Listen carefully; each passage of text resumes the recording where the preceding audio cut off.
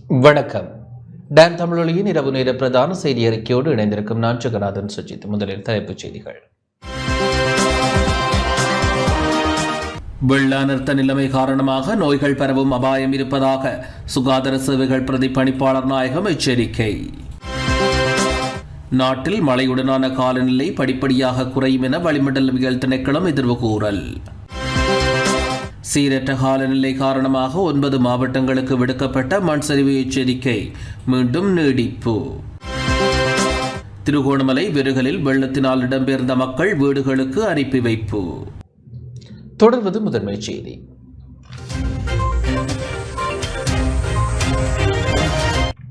அனுசரணை வழங்குவோர் பிள்ளைகளின் நலனில் அக்கறை கொண்ட இலங்கை தாய்மாரின் நம்பிக்கையை வென்ற மலிபன் கீரை முழுவாடை பால்மா. வெள்ள அனர்த்த நிலைமை காரணமாக நோய்கள் பரவும் அபாயம் இருப்பதாக சுகாதார சேவைகள் பிரதிபலிப்பாளர் நாயகம் ஜி விஜயசூரிய தெரிவித்துள்ளார். வெள்ள அனர்த்த நிலைமை காரணமாக வைரஸ் காய்ச்சல் உள்ளிட்ட தொற்று நோய்கள் பரவும் அபாயம் இருப்பதாக சுகாதார சேவைகள் பிரதிபலிப்பாளர் நாயகம் ஜி விஜயசூரிய தெரிவித்துள்ளார். உணவு மற்றும் பானங்களை கொள்வனவு செய்யும் போதும் அவற்றை உட்கொள்ளும் போதும் பாதுகாப்பு வழிமுறைகளை பின்பற்ற வேண்டும். வடக்கு கிழக்கில் வெள்ளத்தினால் பாதிக்கப்பட்ட பகுதிகளில் விசேட டெங்கு கட்டுப்பாட்டு வேலை திட்டம் முன்னெடுக்கப்பட்டு வருகின்றது என சுகாதார சேவைகள் பிரதிபலிப்பாளர் நாயகம் ஜி விஜயசூரிய குறிப்பிட்டுள்ளார்.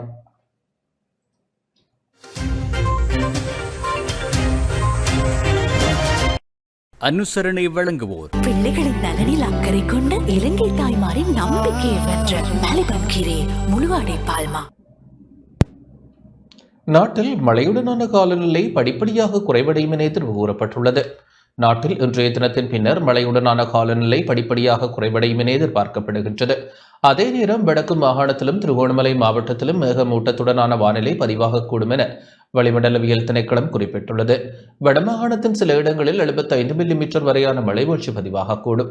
நாட்டின் ஏனைய பகுதிகளில் இடைக்கிடையே மழைவீழ்ச்சி பதிவாகக்கூடிய சாத்தியம் நிலவுகின்றது.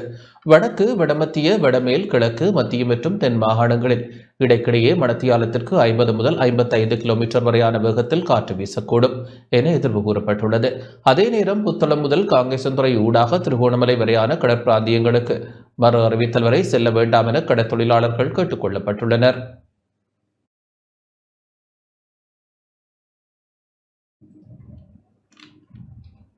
உறவுகளை நினைவுகூரும் உரிமை அனைவருக்கும் உண்டு என முன்னாள் நாடாளுமன்ற உறுப்பினர் ஆசுமாரசிங்க தெரிவித்துள்ளார்.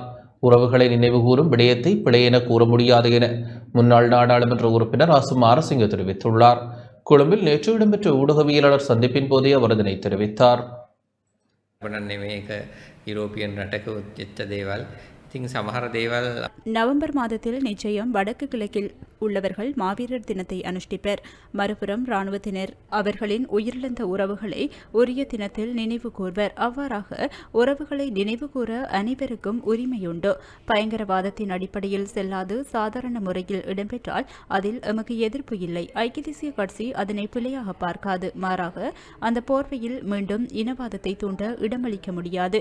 எது எவ்வாறாக இருப்பினும் நாடாளுமன்ற உறுப்பினர் இனவாதத்தை தூண்டி அரசாங்கத்தை காட்டிக் கொடுப்பிற்குள் உள்ளாக்கினால் அதனை ஏற்றுக்கொள்ள முடியாது.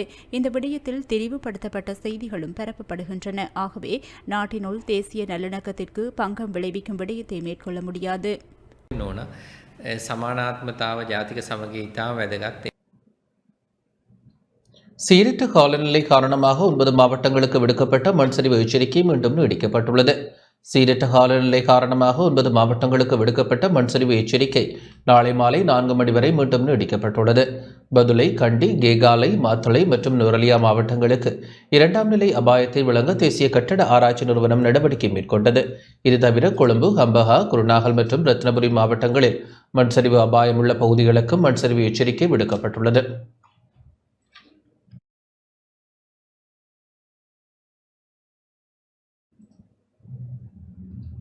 மழை மற்றும் வெள்ளத்தினால் ஏற்பட்ட அனர்த்தங்களில் உயிரிழந்தவர்களின் எண்ணிக்கை 15ஆக உயர்வடைந்துள்ளது.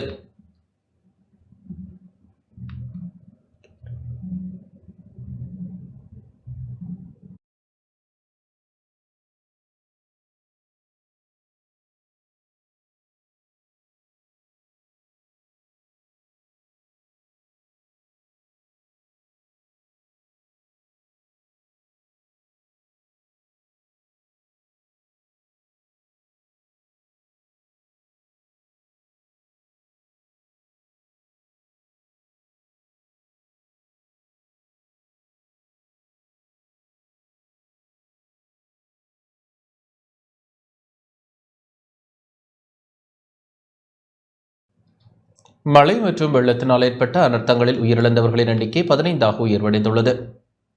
நாட்டில் ஏற்பட்டுள்ள சீரற்ற வானிலை காரணமாக 24 மாவட்டங்களில் 1,41,268 குடும்பங்களைச் சேர்ந்த 4,75,000 பேர் பாதிக்கப்பட்டுள்ளனர்.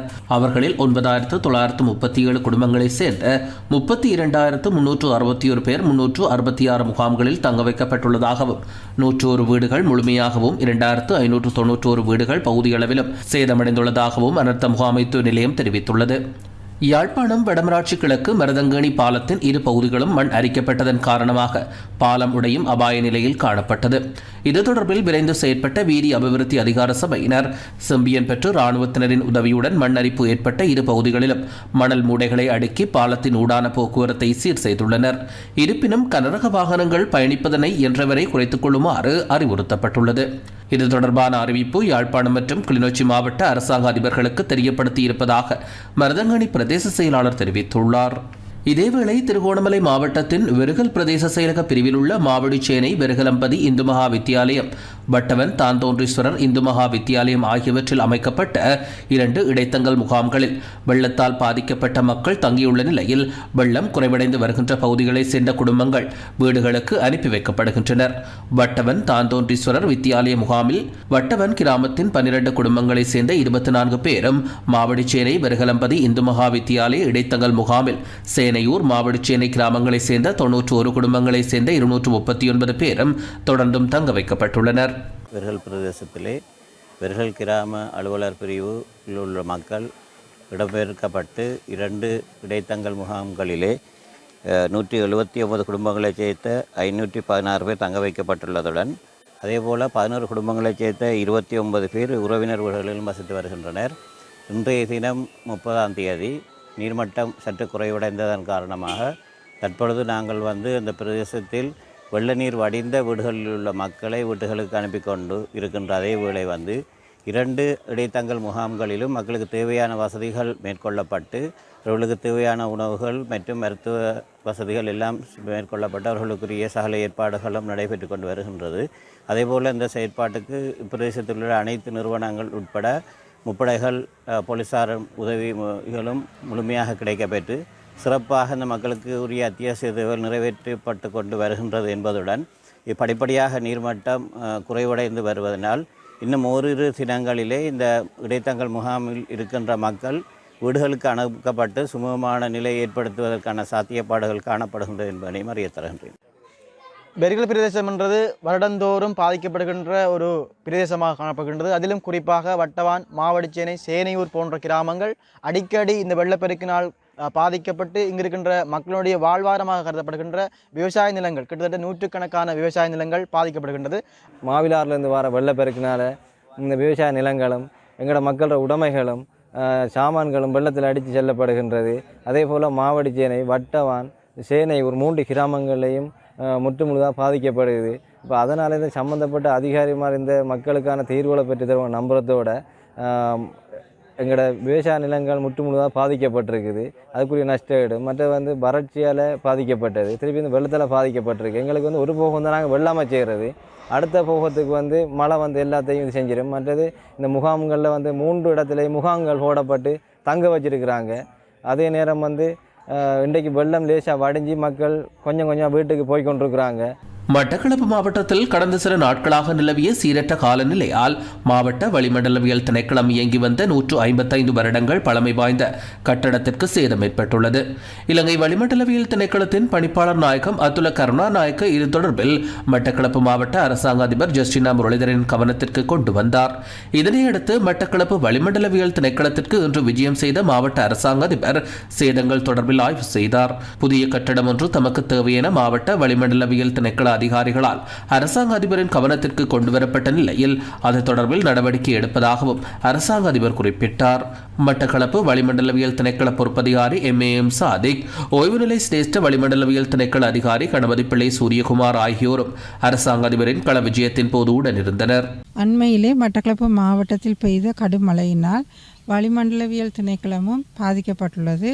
இது தொடர்பாக பணிப்பாளர் நாயகம் அவர்கள் என்னிடம் வேண்டுகோள் விடுத்திருந்தார். அவர்களுடைய கட்டிடம் பாதிப்படைந்திருப்பதாக தற்காலிக கட்டிட வசதி ஒன்றை செய்து தருவதற்காக கோரிக்கை விடுத்திருந்தார். எனவே இன்றைய தினத்திலே அந்த இடத்தை நான் பார்வையிட்டேன். மழை பெய்து கொண்டிருக்கிற வேளையிலே மிகவும் தண்ணீர் இந்த பகுதியிலே நிரம்பி மரங்கள் விழுந்ததினாலே கூரை மற்றும் சில பகுதிகள் இந்த கட்டடங்களிலே பாதிப்படைந்திருக்கின்றது. மிகவும் பழமையான கட்டடமாக இருக்கின்றது இவர்களுடைய திணைக்களத்தின் கட்டடமானது.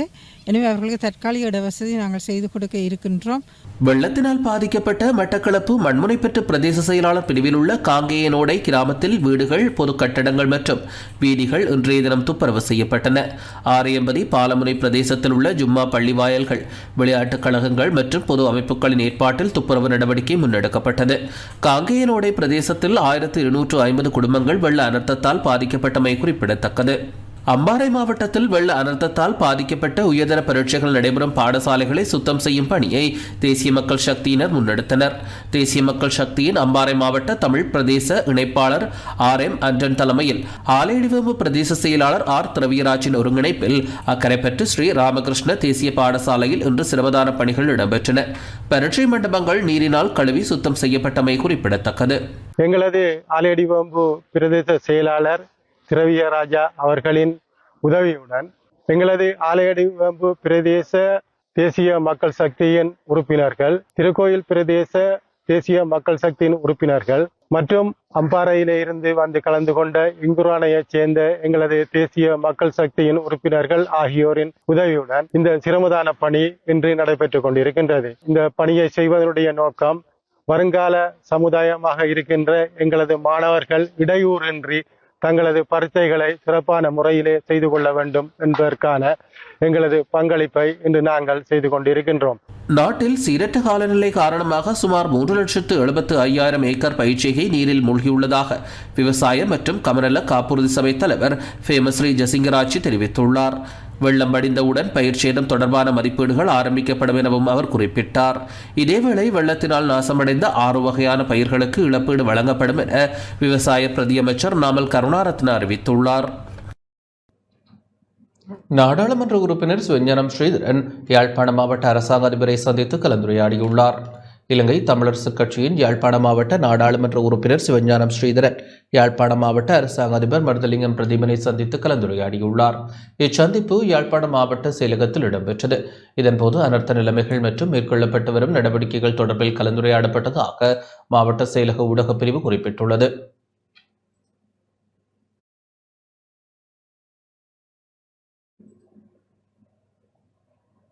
நாட்டில் காற்றின் தர குறியீடு 92 முதல் 120 வரை இருக்கும் என தெரிவிக்கப்பட்டுள்ளது. நிலவும் வானிலை நிலைமைகள் மற்றும் வடக்கிலிருந்து உள்வரும் எல்லை குழப்பம் காரணமாக இன்றைய நாளில் காற்றின் தர குறியீடு 92 முதல் 120 வரை இருக்கும் என தேசிய கட்டட ஆராய்ச்சி நிறுவனம் தெரிவித்துள்ளது. குறித்த அமைப்பின் சுற்றுச்சூழல் ஆய்வுகள் மற்றும் சேவைகள் பிரிவு வெளியிட்டுள்ள தினசரி காற்றின் தர அறிக்கையின்படி நாட்டின் பெரும்பாலான பகுதிகளில் காற்றின் தரம் சற்று ஆரோக்கியமற்ற நிலைக்கு உயரலாம் என சுட்டிக்காட்டப்பட்டுள்ளது. இன்றைய காற்றின் தர குறியீட்டின்படி கொழும்பு நகரம் 108 முதல் 116 வரை இருக்கும் என தெரிவிக்கப்பட்டுள்ள நிலையில் யாழ்ப்பாணத்திலும் புலனறுவையிலும் 112 முதல் 120க்கும் இடையில் காணப்படும் எனவும் தெரிவிக்கப்பட்டுள்ளது. குருநாகல், வவுனியா, கண்டி, கேகாலை, காலி, பதுளை, திருகோணமலை உள்ளிட்ட பல நகரங்களில் காற்றின் தர குறியீடு 100க்கு மேல் இருக்கும் என தெரிவிக்கப்படுகின்றது. காற்றின் தர குறியீட்டின்படி 0 முதல் 50 என்பது சிறந்த நிலையாகும் என்பதுடன் 51 முதல் 100 என்பது மிதமான நிலையாக காணப்படுகின்றது. அத்தோடு 101 முதல் 150 இடையே சிறிது சாதகமற்றது என்பதோடு 151 முதல் 200 என்பது மிகவும் சாதகமற்ற நிலையாகும். 201 முதல் 300க்கு இடையே காற்றின் தரம் காணப்படுமாயின் மிகவும் தீங்கு விளைவிக்கும் என்பதோடு அந்த எண்ணிக்கை 301 முதல் 500ஆக காணப்படுமாயின் அது ஆபத்தானது என குறிப்பிடப்பட்டுள்ளது. இந்த நிலை காரணமாக உணர்திறன் உடையவர்கள் சுவாசிப்பதில் சிரமங்களை அனுபவித்தால் உடனடியாக மருத்துவ ஆலோசனைகளை பெறுமாறு அறிவுறுத்தப்பட்டுள்ளது. எவ்வாறாயினும் நுவர்லியா, எம்பிலிப்பட்டிய, களத்துறை, ஹம்பாந்தோட்டை மற்றும் மொனராகலை ஆகிய நகரங்களில் மாத்திரமே காற்றின் தரச்சுட்டன் மிதமான மட்டத்தில் இருக்க முடியும் என தேசிய கட்டட ஆராய்ச்சி நிறுவனம் நம்பிக்கை வெளியிட்டுள்ளது. இலங்கையின் காற்றின் தர அறிக்கையின்படி நேற்று பல நகர்ப்புறங்களில் காற்று சற்று ஆரோக்கியமற்ற நிலையில் காணப்பட்டமை குறிப்பிடத்தக்கது.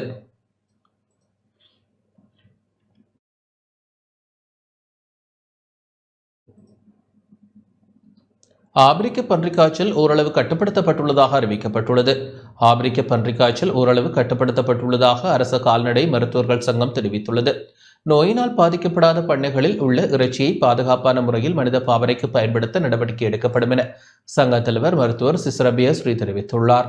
இதேவேளை ஆப்பிரிக்க பன்றிக்காய்ச்சலால் பல பண்ணைகள் முற்றாக அழிந்துள்ளதாக உரிமையாளர்கள் சுட்டிக்காட்டுகின்றனர். எனவே தமது தொழில்களை மீள கட்டியெழுப்ப அரசாங்கம் நட்டஈடு வழங்க வேண்டும் என கோரிக்கை விடுத்துள்ளனர்.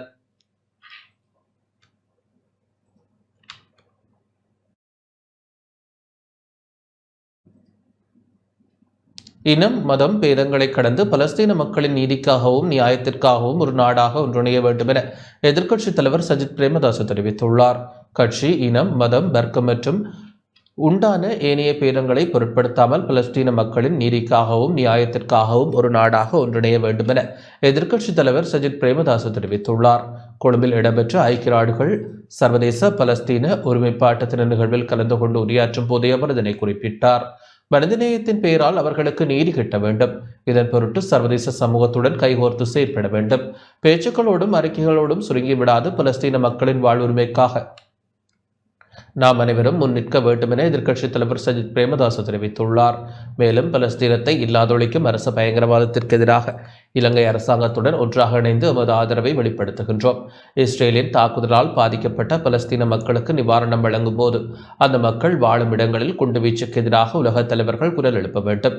இதனை வெறும் பேச்சோடு சுருக்கிக் கொள்ளாது செயலில் காட்ட வேண்டும். பேச்சுக்களில் இருப்பது செயலிலும் இருக்க வேண்டும். இஸ்ரேலும் பலஸ்தீனமும் சகோதரத்துவத்துடனும் நல்லிணக்கத்துடனும் வாழும் யுகத்தை உருவாக்க அனைவரும் அர்ப்பணிப்போடு செயற்பட வேண்டும் என எதிர்க்கட்சித் தலைவர் சஜித் பிரேமதாச தெரிவித்துள்ளார்.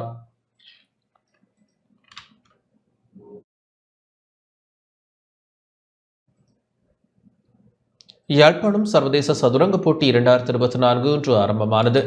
இலங்கை சதுரங்க சம்மேளனம் மற்றும் ஆசிய சதுரங்க சம்மேளனம் ஆகியவற்றின் ஆதரவுடன் யாழ் மாவட்ட சதுரங்க சம்மேளனம் நடாத்தும் யாழ்ப்பாண சர்வதேச சதுரங்க போட்டி 2024 இன்று ஆரம்பமாகியுள்ளது.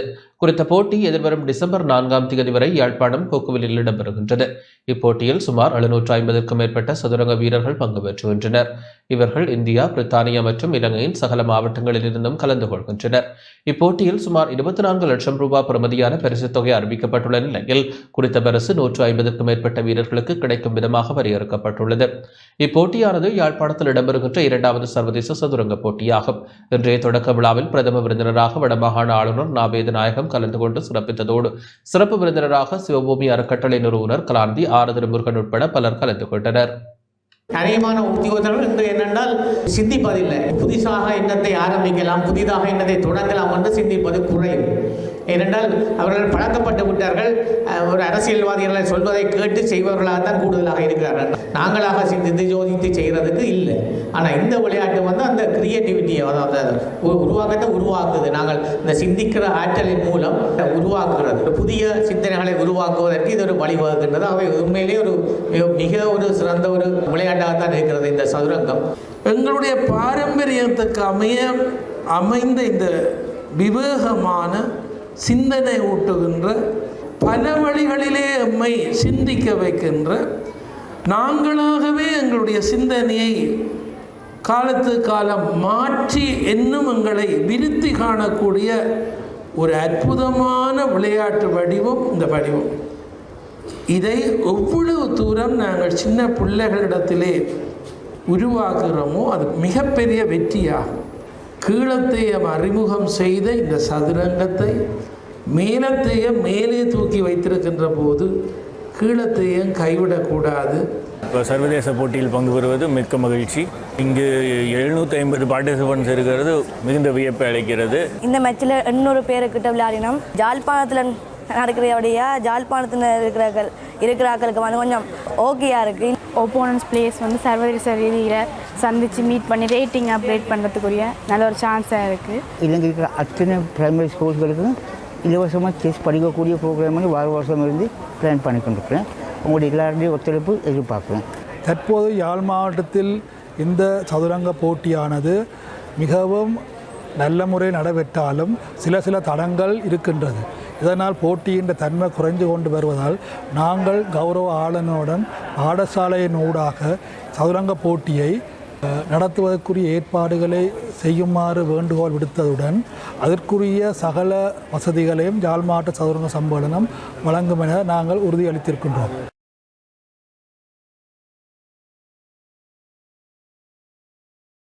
செய்திகள் தொடர்கின்றன.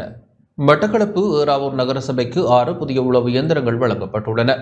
உலக வங்கி மற்றும் ஐரோப்பிய யூனியன் ஆகிய நிறுவனங்களின் நிதியில் கொள்வனவு செய்யப்பட்ட 6 உளவு இயந்திரங்கள் மற்றும் இழுவை பெட்டிகள் மட்டக்களப்பு ஏறாவூர் நகரசபைக்கு இன்றைய தினம் கையளிக்கப்பட்டன. உள்ளூர் ஆளுகை உதவி திட்டத்தின் கீழ் சுமார் 4.5 கோடி ரூபாய் நிதி இதற்கென ஒதுக்கீடு செய்யப்பட்டது. இத்திட்டத்தின் கீழ் கழிவுநீர் அகற்றும் பவுசர் மற்றும் ஏறாவூர் நகரசபைக்கு கையளிக்கப்பட உள்ளது. உள்ளூராட்சி திணைக்களம் இத்திட்டத்தினை மேற்பார்வை செய்வதாக தெரிவிக்கப்படுகின்றது. திண்ம கழிவகற்றும் பணிகளுக்கு இந்த உளவு இயந்திரங்கள் பயன்படுத்தப்பட உள்ளதாக ஏறாவூர் நகரசபை செயலாளர் MHM ஹமீம் குறிப்பிட்டார். சீரற்ற காலநிலை நிலவும் தற்போதைய காலகட்டத்தில் இந்த உளவு இயந்திரங்கள் பெரிதும் உதவி அளிப்பதாக தெரிவிக்கப்படுகின்றது. ஏறாவூர் நகர பிரதேசத்தில் திண்ம கழிவகற்றுவதற்கென ஓரிரு இயந்திரங்களே சேவையில் ஈடுபடுவதனால் திண்ம கழிவகற்றும் பணிகளில் எதிர்நோக்கப்பட்ட சிரமங்களை இது சிறந்த தீர்வாக அமையும் என செயலாளர் ஹமீம் நம்பிக்கை வெளியிட்டார். ஏறாவூர் நகர சபையினுடைய திண்மக்கழிவு சேகரிக்கும் நடவடிக்கைகளை இலகுபடுத்துவதற்காக வேண்டி உலக வங்கி மற்றும் ஐரோப்பிய யூனியன் நிதியுதவியின் கீழே LDSP உள்ளூர் ஆளுகை உதவி திட்டத்தின் கீழே எங்களது சபைக்கு 6 கழிவகற்றும் இயந்திரங்கள் தற்போது வழங்கப்பட்டுள்ளன. இவை உள்ளூராட்சி மாகாண சபையில் அமைச்சு மற்றும் கிழக்கு மாகாண உள்ளூராட்சி திணைக்களத்தின் மேற்பார்வையின் கீழே அமல்படுத்தப்படுகின்ற இந்த திட்டத்தின் மூலமாக எங்களுக்கு கிடைக்கப்பட்டிருக்கின்ற இந்த உளவு இயந்திரங்களை கொண்டு ஏறாவூர் நகர சபை பிரிவிலே நாங்கள் திண்மக்கழிவு முகாமித்துவ நடவடிக்கைகளை மிகவும் இலகுவான முறையிலே மேற்கொள்ள முடியும் என்று நம்புகின்றோம். அதேபோன்று தற்போது ஏற்பட்டுள்ள வெள்ளப்பெருக்கு காரணமாக ஏற்பட்டுள்ள கழிவு சேகரிக்கும் நடவடிக்கைகளை மிகவும் இணைத்திறன்மையுடன் முன்னெடுப்பதற்கு இந்த உளவு இயந்திரங்கள் எங்களுக்கு இந்த கழிவற்றும் இயந்திரங்கள் மிகவும் ஒரு உந்து சக்தியாக ஒரு உறுதுணையாக அமையும் என்று எங்களை நகர சபை நிர்வாகம் எதிர்பார்க்கின்றது. அந்த வகையிலே இந்த கழிவற்றும் இயந்திரங்கள் அதேபோன்று திரவ கழிவுகளை சேகரிக்கின்ற இயந்திரமும் வெகு விரைவிலே எங்களுக்கு வழங்கப்பட்டிருக்கின்றது. அந்த வகையிலே எங்களுக்கு இந்த வாகனங்களை இயந்திரங்களை வழங்கி உதவிய எங்களது உள்ளூராட்சி மாகாண சபையில் அமைச்சு மற்றும் கிழக்கு மாகாண உள்ளூராட்சி திணைக்களம் என்பவற்றுக்கு ஏறாவூர் நகர மக்கள் சார்பாக நன்றிகளை தெரிவித்துக் கொள்வதோடு இதுக்கான நிதி உதவிகளை வழங்கிய உலக வங்கி மற்றும் ஐரோப்பிய யூனியன் LDSP எனப்படுகின்ற உள்ளூர் அபிவிருத்தி உதவி திட்டத்துக்கு நாங்கள் மனமார்ந்த நன்றிகளை தெரிவித்துக் கொள்கின்றோம். நுவரெலியா மாவட்ட செயலகத்தில் இன்று இரத்த தான முகாம் இடம்பெற்றது. நுவரெலியாவில் MMA பேரவையின் ஏற்பாட்டில் இரத்த தானம் செய்வோம் உயிரை காப்பாற்றுவோம் எனும் துணைப்பொருளில் 10வது தடவையாக ஏற்பாடு செய்யப்பட்ட இரத்த தான முகாம் ஒன்று இன்று நுவரெலியா மாவட்ட செயலகத்தில் இடம்பெற்றது. அகில இலங்கை MMA பேரவையின் 75வது ஆண்டு நிறைவை முன்னிட்டு குறித்த நிகழ்வு ஏற்பாடு செய்யப்பட்டது. நுவரெலியா மாவட்ட செயலக உத்தியோகத்தர்கள், பிரதேச செயலக உத்தியோகத்தர்கள், விமானப்படை மற்றும் இராணுவ அதிகாரிகள், பொதுமக்கள், நலன் விரும்பிகள் உட்பட பலர் இதன்போது ஆர்வத்துடன் கலந்து கொண்டு இரத்த தானத்தை வழங்கியிருந்தனர். குறித்த இரத்த தானம் மூலம் சேகரிக்கப்படுகின்ற இரத்த மாதிரிகளை நுவரெலியா மாவட்ட பொது வைத்தியசாலையின் இரத்த வங்கிக்கு பொறுப்பான வைத்தியர் குழாம் நுவரெலியா மாவட்ட செயலகத்திற்கு வருகை தந்து சேகரித்துக் கொண்டது. அகில இலங்கை MMA பேரவையின் நாட்டை கட்டி எழுப்புவோம் என்ற தேசிய செயற்திட்டத்தின் கீழ் இரத்த தானம் வழங்குதல் நிகழ்வு நாடளாவிய ரீதியில் முன்னெடுக்கப்படுகின்றது. இந்த செயற்திட்டத்தின் கீழ் இரத்த தானம் வழங்குதல், மரம் நடுதல், பொது சிரம தானம் செய்தல் போன்ற வேலை திட்டங்கள் முன்னெடுக்கப்படுகின்றமை குறிப்பிடத்தக்கது.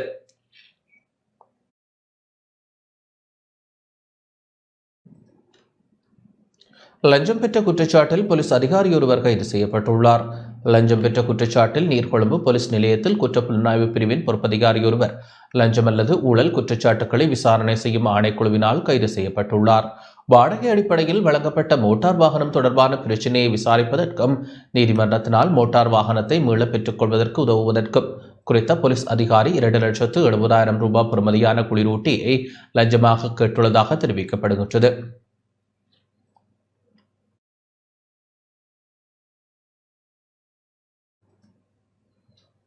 வவுனியாவில் கடற்படை அதிகாரியொருவர் காட்டு யானை தாக்கியதில் உயிரிழந்துள்ளார்.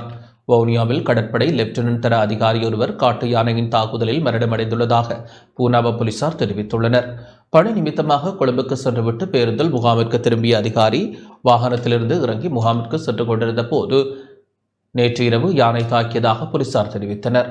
பூனாவ கடற்படை முகாமில் கடமையாற்றிய மத்தலான நிட்டம்புவில் வசிக்கும் கடற்படை வீரரான லெப்டினன்ட் தர அதிகாரியே யானை தாக்கியதில் உயிரிழந்துள்ளார். யானை தாக்கியதில் பலத்த காயமடைந்த அவரை கடற்படையினர் மற்றும் உள்ளூர் மக்கள் இணைந்து வவுனியா மருத்துவமனைக்கு கொண்டு சென்றனர். இருப்பினும் பலத்த காயமடைந்த அதிகாரி வவுனியா பொது வைத்தியசாலையில் அனுமதிக்கப்பட்ட போது உயிரிழந்துள்ளதாக போலீசார் தெரிவித்தனர். சம்பவம் தொடர்பாக பூனாவ போலீசார் மேலதிக விசாரணைகளை மேற்கொண்டு வருகின்றனர்.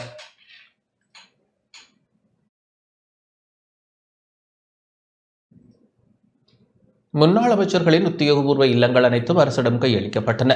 முன்னாள் அமைச்சர்கள் பயன்படுத்திய அனைத்து உத்தியோகபூர்வ இல்லங்களும் மீண்டும் அரசிடம் கையளிக்கப்பட்டுள்ளதாக அரச பரிபாலன சபை தெரிவித்துள்ளது. தற்போதைய அமைச்சர்களுக்கு உத்தியோகபூர்வ இல்லங்களை வழங்குமாறு எவ்விதமான கோரிக்கைகளும் முன்வைக்கப்படவில்லை என தெரிவிக்கப்படுகின்றது.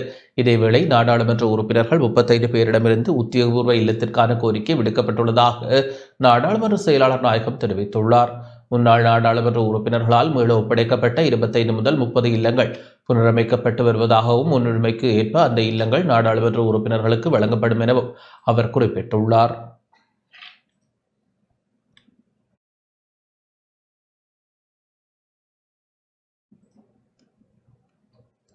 கொழும்பில் களஞ்சியசாலை ஒன்றிலிருந்து 765 கிலோகிராம் மஞ்சள் கைப்பற்றப்பட்டுள்ளது. கொழும்பு 15 உள்ள தனியார் களஞ்சியசாலை ஒன்றில் நுகர்வோர் விவகார அதிகார சபை அதிகாரிகளால் 765 கிலோகிராம் மஞ்சள் கைப்பற்றப்பட்டுள்ளது. அதிகாரிகளுக்கு கிடைத்த தகவலை தொடர்ந்து சுமார் 40 லட்சம் ரூபாய் பெறுமதியான மஞ்சள் கைப்பற்றப்பட்டது. பற்றுச்சீட்டு இல்லாமல் எந்த தகவலும் குறிப்பிடப்படாமல் சந்தையில் விற்பனை செய்வதற்கு தயாராக இருந்த மஞ்சள் இந்தியாவிலிருந்து இறக்குமதி செய்யப்பட்டதாக விசாரணையில் தெரியவந்துள்ளது.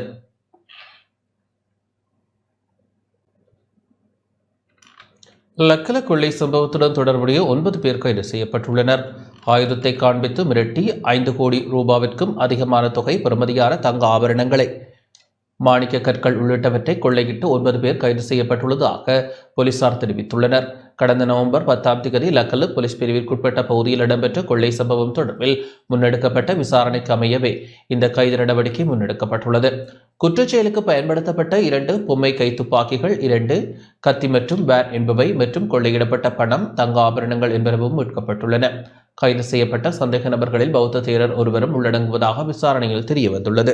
அவர்கள் வத்தேகம, சபுகஸ்கந்த, பொல்வித்திகம, குருநாகல், ரத்னபுரி மற்றும் பில்கமுவ பிரதேசங்களை சேர்ந்தவர்கள் எனவும் 38 மற்றும் 49 வயதிற்கு இடைப்பட்ட நபர்கள் எனவும் விசாரணையில் தெரியவந்துள்ளது.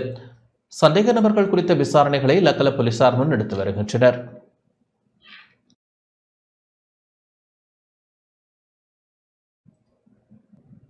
இத்துடன் இந்த செய்தி அறிக்கை நிறைவடைகின்றது. வணக்கம்.